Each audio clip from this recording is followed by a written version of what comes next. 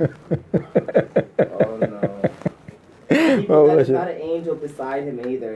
It's good, no problem. No problem. Why is it?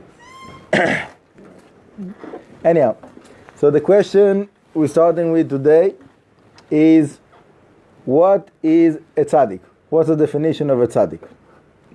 Okay, so the question was about a specific individual, but I'm not going to speak about individuals. I'm going to speak about the rules. So, first of all, I want to give a definition that I heard from Rav Goldstein Zatzal, the pastor of Shiva, that he said he heard it from his rabbi Rav Zimmerman Zatzal, that a righteous person, a tzaddik, is in a relative according to the person himself. Okay? So he gave an extreme example about someone that is doing something that is against halacha. Okay? I don't want to say exactly the case, but something that is against halacha, that everybody knows it's against halacha, but this person is a tzaddik. Why? Because for this person to do that, it's instead of doing something much worse. So the fact that he's doing only that and he's not doing something much worse, so for him, right now in that moment, he's a tzaddik. He's a righteous person. Okay? So now, many people today, they searching and they desperate searching for tzaddikim to get blessings. Because people have like all kinds of pains and sufferings and things that they need in their life, and they're looking for someone to get a blessing, to get bracha, someone that he can make a decree, right? It says in the Gemara about Rabbi Shimon Bar Yochai, right? This week Lag BaOmer, so we speak all the time about Rabbi Shimon Bar Yochai. So it says in the Gemara about Rabbi Shimon Bar Yochai that it brings the pasuk, Tzadik moshel birat Elokim, that the righteous person controls as if is controlling Hashem. Hashem is giving the tzaddikim, the righteous people, the privilege as if to tell him what to do. So if a righteous person is making a decree, as if he can force heavens to listen to him and to do whatever he decided, whatever it was his decree, to make it into reality, to bring it into the reality. There is a concept like that, and it's brought down in the Gemara, also in the Zohar. It's a known concept. So when people are looking for tzaddikim, they think in their head about someone like that they can make a decree, and even though the person is not worthy, and he shouldn't receive this, whatever it is that he needs, because the tzaddik have made a decree, they listen from heaven, and the person gets whatever he wanted. So that's what people are looking for, right? Now, what's the problem? That for many people, it's a way out. Meaning, instead of taking the responsibility for themselves, they're looking for a bypass. Instead of submitting themselves to Hashem and saying, Hashem, I surrender, I know that I'm false and phony and whatever, and I'm gonna do better, and I'm gonna dedicate myself more, and so on and so forth, for their salvation, whatever it is that they need. So instead, they're looking for someone else that will do the work for them.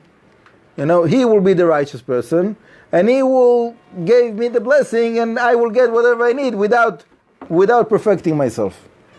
Okay?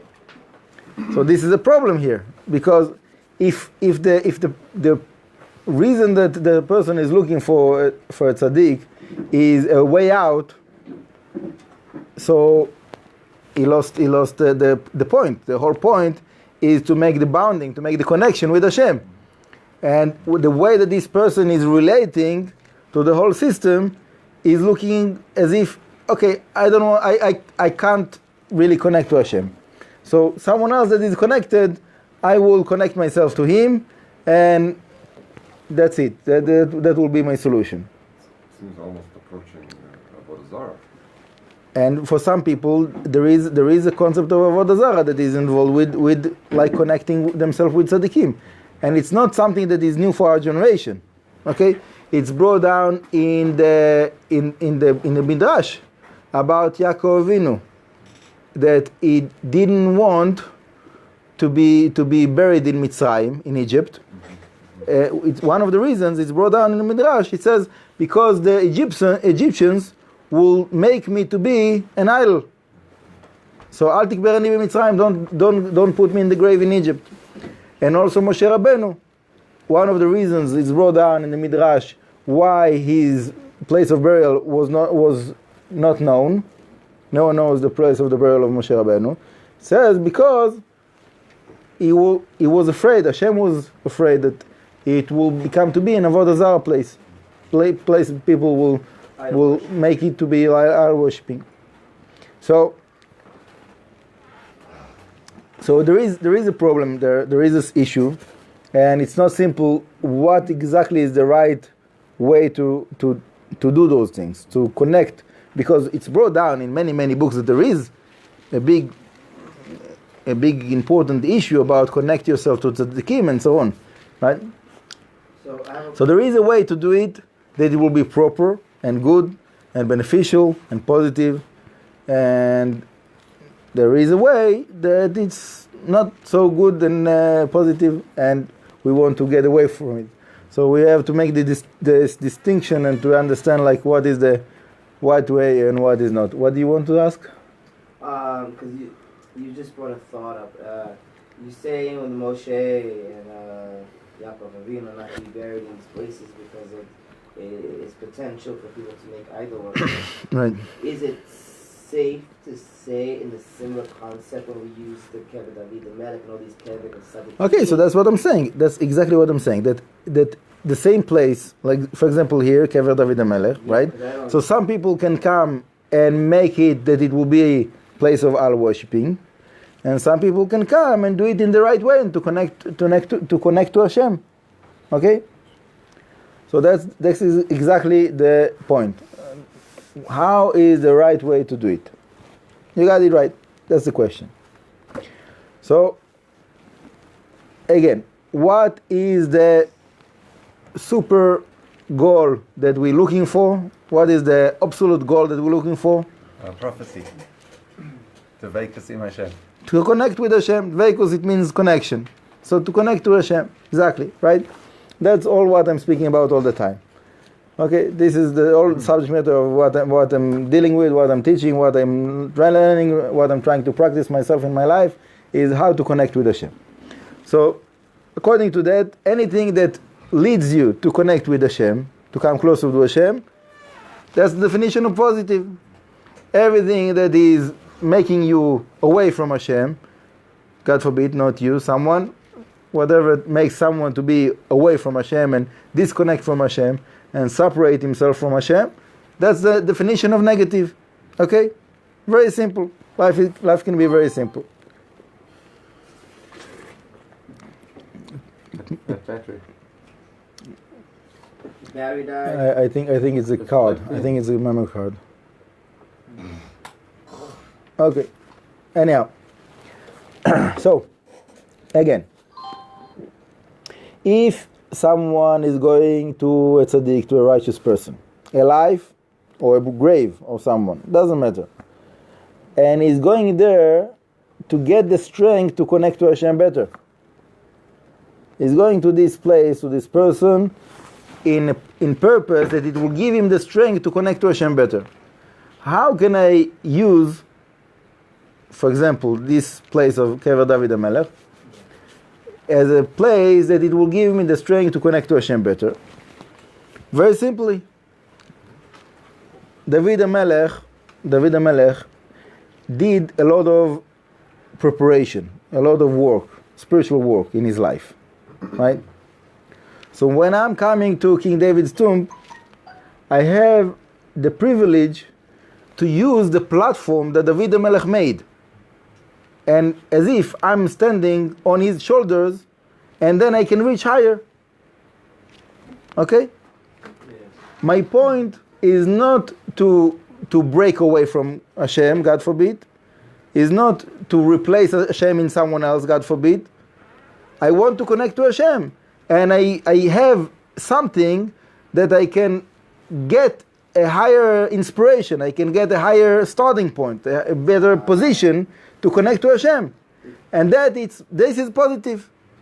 This is positive. I get it. So Right? And the same thing about a life tzaddik, a life person. If you get into someone and you see, for example, let's say you're a Belz Chassid. And for you, the big tzaddik of the generation is the Rebbe of Belz. And you're going to his tish, and you look on him, the way that he's singing, and you get so inspired. You see, wow, this person is dedicating himself, is surrendering himself to Hashem, such extent. I want to be a little bit like that. I want to really connect to Hashem like this person is. So you come to this person that it will give you a push to connect yourself to Hashem. Not that he will do the work and I can sit aside and look at him how he's doing it. You need to get inspired by that. You have to use it as something that will push you forward.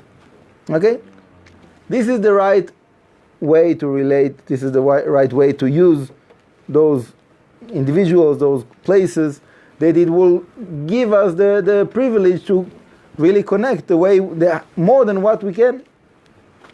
So, if I'm comprehending this properly, a tzaddik, someone like David the Melech, someone like it says that the arich, the spirit of Hashem shall rest upon him, and shall abode upon him and never taken away. There, the spiritual energy is concentrated, and so with the concentration of the spirit of Hashem, Hakadosh Baruch Hu, you can tap into the source and use that source to connect to Hashem and to elevate, but because they're only a kli for you to tap in. Right. Okay, a kli to a kli. Like a sphere to a sphere is right. Yeah. Kli to a kli. Yeah. There's whatever you can give it different parables and different analogies, whatever. The point is that you have to find a way that it will push you forward, that it will push you higher, that it will help you to get your personal connection with Hashem. That's the main thing. Okay? So if someone is going to those places and he feels that doesn't do anything, so okay, so your neshama is connected to a different tzaddik. Myself, when I was about like 18 years ago, I wanted to see like a certain righteous person that everybody speaks about it, and this big righteous person, big mechubal, whatever. And I went to him to in Shabbat night to his tish, and he was like, I had to make my way through to find to get to see him, and he was like, I saw that he's connected, but didn't do anything for me. Like I said, okay, Baruch Hashem, good for him that he's connected, but it's like he didn't do anything for me. So okay, so I knew that it's not for me, and I was looking for something else. You can't. The fact that someone is getting something from a place or a person, it doesn't mean anything about his friend. There's each person have to find the connection according to his neshama. Okay, so it's not enough that the person that you're going to a place that there is a person that is tzaddik, that is righteous. You have to find the tzaddik that your neshama can connect with his neshama, and then his neshama can pull your neshama higher, and then you have the extra benefit of connecting to Hashem in a higher level of what you can do by yourself. But if the neshamot is not connecting, your neshama is different root of this tzaddik, so you have to look for someone else. Where's Aaron the Cohen buried? Aaron the Cohen, some people say in Jordan, and there's a mountain there. Yeah. It's a mystery. Is it that sometimes you will just know, like this time you went to this rabbi, you didn't feel anything, so you said, well, this is not the rabbi for me then. Is that like is that the limit of where you should go? Like, if you don't feel anything at that moment, give it a look. For me, I was it was clear for me that something need to work. If like I was it was not the only case. I was looking. There was a different rabbi that I thought that he will be my rabbi, and I was looking to, and every time I went to his house, he was not at home. Every time like something happened, after a while I saw that like I have to look for something else. It doesn't work. So I was, one time I was actually going like following someone when he was like living in the Keter, that I thought that maybe he will be my rabbi, to teach me.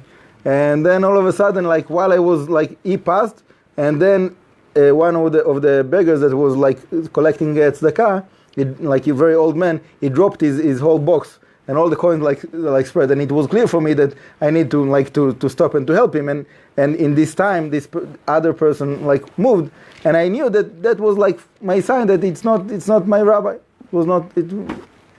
So, for me it was clear, but someone else can look at it and say, it was exactly the opposite. You should have made extra effort to really connect with those rabbis. Okay, maybe it was Simon for you to help. That you help this tzedakah is not your rabbi, but Hashem showed you in the future you're going to great merit. Maybe every tzedakah is a merit, so you're getting. There's many possibilities, but the point is that you have to be true to yourself to see what is pushing you forward. That's the okay. You're the big rabbi because the tzedakah you picked up was to have the poor souls live. The poor person dropped it. You picked up the souls from the merit, and it's showing you that you're going to pick up. Anyhow. So all of that is about like the righteous people, the way that we are presuming righteous person. Okay. Now, the point of what I was telling you before, that you cannot compare between like big rabbis, big righteous people to say this person is number 1 in the list and this person is number 2 and this person is like, who are you to say that, right? Who am I to give those people like levels? He is in that level. If you are higher than all of them, and you can, so then you can say like this person is higher, this person is lower. But for us, like that, we're like like little dwarfs, and we're looking like up on those giants. So how can you compare? You don't see where does it end. So how can you see like what's the difference between them? Mm-hmm. So there's Baruch Hashem, we have. You look at the shoes. You look at the size of the shoes. Okay, fine, good. What about a Rebbe who teaches the person most of his Torah, and he literally lifts them up in Avodas Hashem? Shouldn't that be to that person the Tzadik in front of? There's many like points and details here that it's very hard to say. It can be, for example, I'm just giving an example. Okay, let's say that Reuven learns Torah with Shimon, and most of the Torah of Reuven he learned from Shimon. But while they are so close together, he see also a few things that the faults of Shimon, that Shimon is not so perfect about. Okay, so in one hand he got the most of his Torah, most of his wisdom from Shimon. In the other hand, he see that Shimon is very very human, to say the least. Okay, so he can, in a certain way, cannot be so inspired by his friend Shimon, because he see that he's very very human, and he have also lusts and desires and this and that.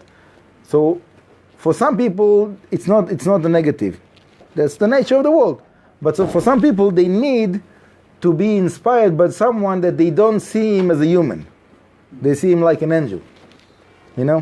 So when you are very close with someone and you see his humanly side, for some people it's they can't be inspired by someone like that. They have to be something. They have to connect with someone that is more external. That they look at them and they say, this person is not human. He's like an angel. He's like so connected with Hashem. For many people it's like that. I'm not saying good or bad, but this is the reality. So if it's good for the person to be inspired by his friend that he learned most of his Torah from, okay, good. So it can be his rabbi, it can be his friend, no problem. But to have someone that is the source of inspiration for you of how to connect to Hashem, sometimes it's harder to find it, and you have to go out of your way. And it's also connected with the concept that is brought down in Chazal of En Navi Be'iro. A prophet cannot be a prophet within his own city. You have to go out of the city to a place that people don't know him, and they don't know his human sides, and then they can receive from him as a prophet, as a righteous person, that they will listen to whatever he says. Anyhow, so I want to go back to the point of the righteous person that is in a relative according to the own position of the person. So, like I said, if a person have a very, very strong desires and is putting it down and is living like a normal person, even though when you look on his life, it looks very normal, very casual, but he's righteous because his lust and desires and possibilities to go against Hashem and to do terrible things, and he's putting all of that aside and he's living normal life. So even though he's living normal life, but he's a real tzaddik, he's a real righteous person. Okay? And obviously no one can say about even himself, for sure about other people, what exactly is the measurement of how much is getting over the lust and desires, and how much is really connecting to Hashem, and how much is, no one can say. Consider yourself a Rasha. In one hand, you have to consider yourself a Rasha. In the other hand, you should not call yourself a Rasha, because when you call yourself a Rasha, so it's like giving yourself a permission to do bad things, right? So there's every statement have like both sides. But the point is, what I started to say about Shmuel Hanavi. When Shmuel Hanavi went to the house of Ishai, the father of David HaMelech, Hashem told him, you have to anoint the next king there. So he thought about, he was like looking on the brothers of David HaMelech. And he saw they were looking like people that are proper to be king. Tall, handsome, strong, wise, whatever, all the qualities. But Hashem told him, no, not this one, not that one, not this one, not that one. Until he asked Ishai, do you have another son? Yeah, David HaMelech. And they called him from the field. Said, this guy? Said, yeah. So, and then it says, it's bring the pasuk what I want to say. Hashem, Adam yireh la'enayim, v'Hashem yireh la'levav. A person see in the eyes, see the appearance of the person in front of him, and Hashem sees the heart of the person. Okay? I've been hearing that a lot lately. So, you cannot judge according to your eyes, because you don't know what do you see really. You see person that is living normal.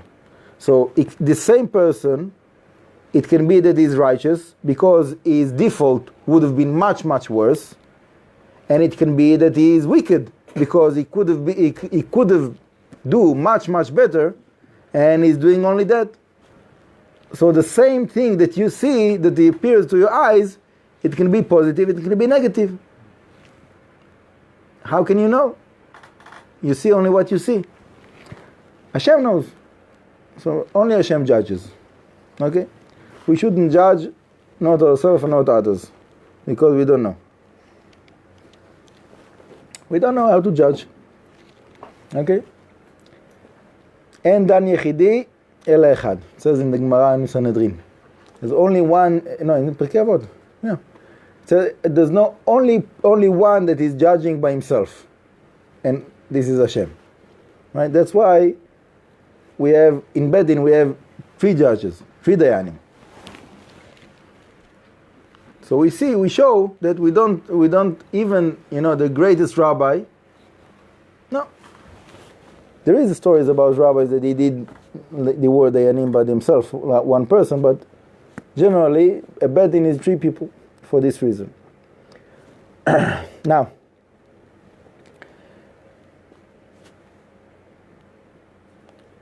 the point of where are each one of us with his heart,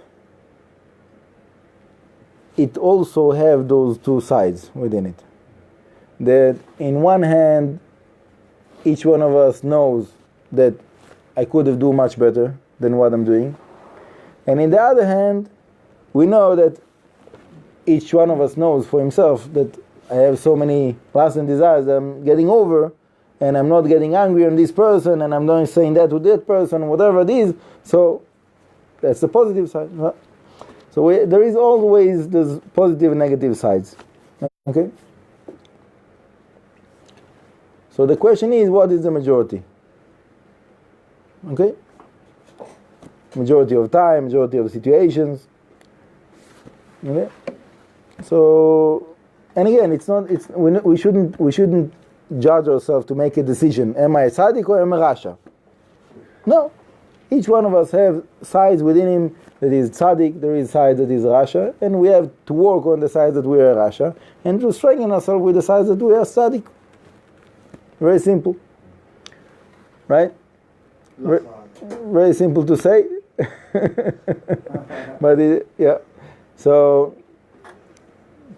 the measurements, I said it a few times, the measurement of how much you have to look on those two sides is that 5 minutes a day you look on the negative side of yourself as a rasha, and the rest of the day you're looking at yourself as a tzaddik. That's the ratio that we need in our generation. That's what they say. Someone that is not looking at all on his negative sides, so he becomes to be pride. He's looking all the time. He's like tapping himself on the back, so he becomes to be prideful. Yeah, full of himself, as they say. Mm-hmm. And when someone is looking only on the negative sides of himself, so he becomes to be depressed and he cannot do anything, and he's doing worse things. So majority of the time we'll have to look on ourselves as righteous people, and a few minutes a day when you're saying tachanun, Hashamnu bagadnu, before you're going to sleep, sometime whatever, take a few minutes to contemplate about whatever that you didn't complete yourself, and whatever you're still missing in yourself, and the things that you need to work on yourself. This is basically the way that we should manage the time of how much you put into that. Anyhow, now let's go back to Rabbi Shimon Bar Yochai. Okay, so Rabbi Shimon Bar Yochai, he said a very interesting statement. He said, "Ra'iti bnei aliyah ve'em muatim." I saw righteous people that are bnei aliyah. What does it mean, bnei aliyah? Children of Aliyah. Bnei aliyah is like people that have the potential to ascend. Okay, people that have the capability to elevate. Ve'em muatim, and there's very little amount of those people. Are people born that way? Good question. Like I know somebody who is born in this different way, and then different things happen to them. They don't know why. Okay, we'll speak about it. Anyhow, so Rabbi Shimon Bar Yochai says, if there's 1,000 people like that in the world, ani ubni mehem, 2 of them is me and my son. If there's 100 people like that in the world, 2 of them is me and my son. If there's 10 people like that in the world, 2 of them, it's me and my son. And if there's only 2 people like that, it's me and my son. That's what he said, Rabbi Shimon Bar Yochai.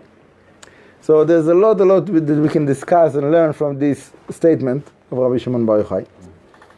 But I want to focus on, first of all, on this concept of what is it bnei aliyah? What does it mean bnei aliyah? Bnei aliyah, simply people that have the capability to ascend. Okay?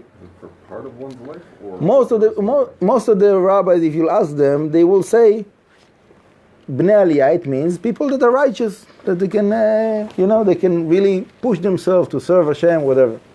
But I want to give it a little bit different interpretation. That what are we trying to do with the Jewish meditation that we're practicing? We want to connect to our spiritual being and to ascend, right? That's basically the goal. Why we want that? Because we want to connect to Hashem, right?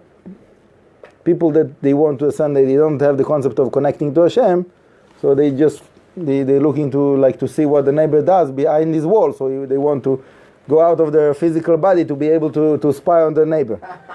There is people like that in the world. They will dedicate their life to be able to separate between the spirit and the matter. But then, if they succeed, what they do, they looking to see what is the neighbor is doing. The eavesdropper. And yeah. They never grew up from being teenagers. Yeah, it's like teenagers, exactly, children. So, our goal is to connect to Hashem. So the reason for us to do the Jewish meditation and to find the way to ascend, to elevate, is because we want to connect to Hashem. So how much from the people that are really dedicate themselves for that are really capable to do that? Okay? So unfortunately, most of the people not getting there. Right? And that's the statement of Rabbi Shimon Bar Yochai. Raiti bnei aliyah ve'muatim. I'm looking around me, who is the people that can really ascend, that they can really go out of the materialistic world and to get to the spiritual realms? Who is those people? Where are they? Not so many, unfortunately. Ma'atim. Okay? Little amount of people. If there are 1,000... It's me, myself. Right. So this is an important point. This is an important point. That for us, the way that we have to look on ourselves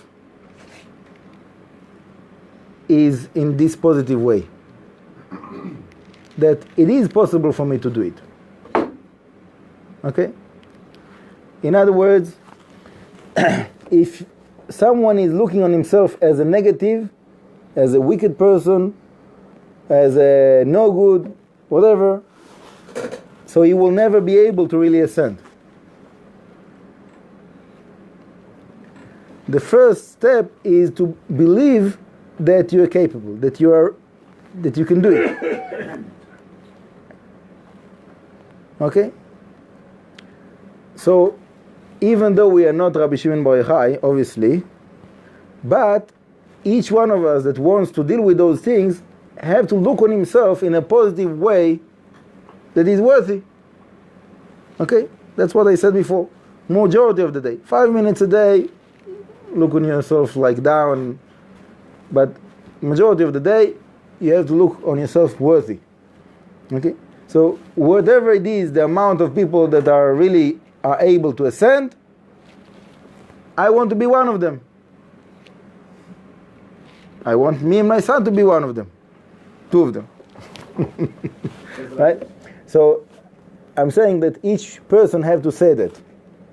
The same statement that Rabbi Shimon Bar Yochai said, it's a key statement for anyone that he wants to deal with those things. Anyone that wants to deal with it have to say for himself this statement. Even though I look around me and I see that most of the people are not capable and not worthy, but I want to be the one that is worthy.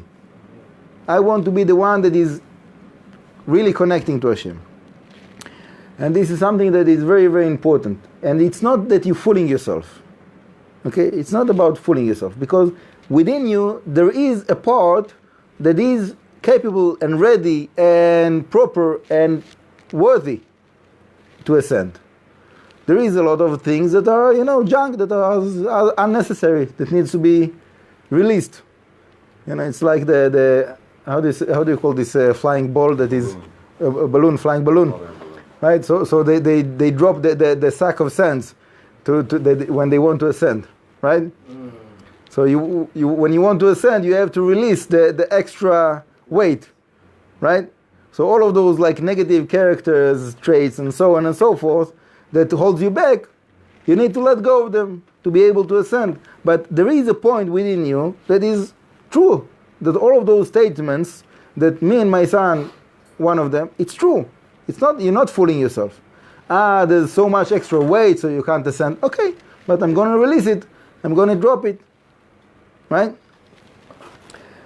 And this idea, this foundation is very, very important, very, very crucial for anyone that he wants to deal with those things. And the Yetzer Hara obviously is fighting against it, right? The Yetzer Hara is trying to show us all the time just the negative, and what's the reason we're not capable, and this and that, whatever. And you have to know how to deal with his claims, how to answer, or how not to answer, not to discuss it, ignore it. It's not simple, it's a big challenge, but if you want to be a warrior, you have to learn how your enemy works and to know how to fight him. Okay? So those things are the one of the first principles.